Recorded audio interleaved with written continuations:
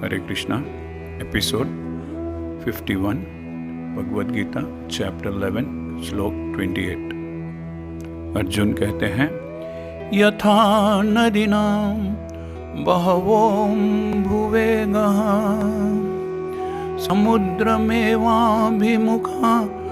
द्रवन्ति तथा तवामि नरलोकवीरा विशन्ति वक्त्राण्यभिविज्वलन्ति।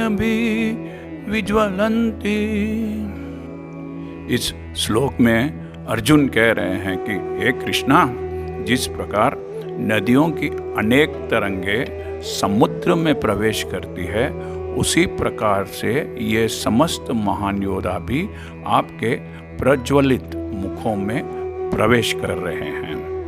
और कहते हैं, जैसे नदी की लहरें तेजी से समुद्र में बहती है, ऐसे ही ये सभी महान योद्धा आपके धधकते मुंह में प्रवेश कर रहे हैं। जैसे पतंगे अपने विनाश के लिए आग में कूदते हैं, वैसे ही ये सभी सेनाएं बड़ी तेजी के साथ आपके मुंह में प्रवेश कर रहे हैं। As the waves of the rivers flow rapidly into the ocean, so likewise all these great warriors are entering into your blazing mouths. As moths rush with great speed into the fire to perish, likewise all these warriors are entering with great speed into your mouths. इस युद्ध में कई भले धार्मिक राजाओं ने और कई महान योद्धाओं ने भाग लिया था, हिस्सा लिया था। वे चाहे कौरवों के पक्ष से लड़ रहे थे या पांडवों के पक्ष से लड़ रहे थे, वे इस युद्ध को अपना कर्तव्य, अपना धर्म, अपनी ड्यूटी समझकर युद्ध कर रहे थे।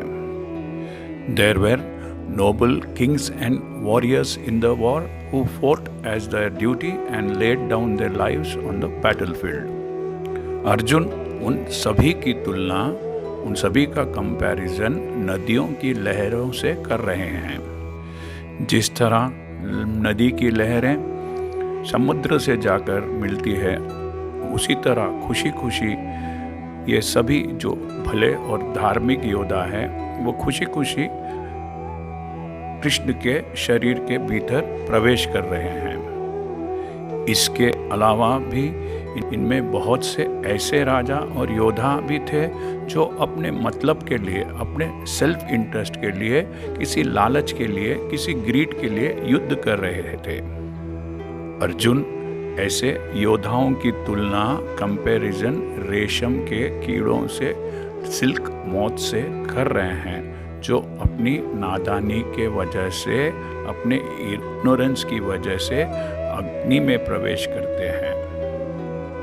दोनों ही मामलों में, इन बोथ द केसेस, सभी तेजी से रैपिडली मौत की तरफ बढ़ रहे थे।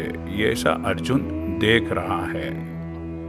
मैं आप सबसे एक बात स्पष्ट कर देना चाहता हूँ, क्लियर कर देना चाहता हूँ।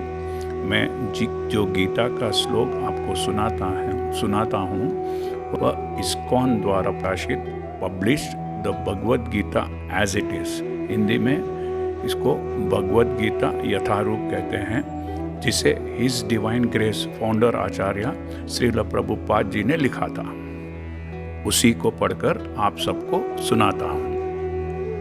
पहले जो संस्कृत में श्लोक आप सुनते हैं, वह जैसा भगवद गीता में लिखा हुआ है उसे पढ़ता हूँ। उसके बाद जैसा श्रील प्रभुपाद जी ने इस श्लोक का अनुवाद किया, ट्रांसलेट किया और फिर इस श्लोक का मतलब समझाया, मैं वही फॉलो करता हूँ और आप सबको आसानी से समझ में आए, इसलिए हिंदी और इंग्लिश में मिक्स करके कहता हूँ।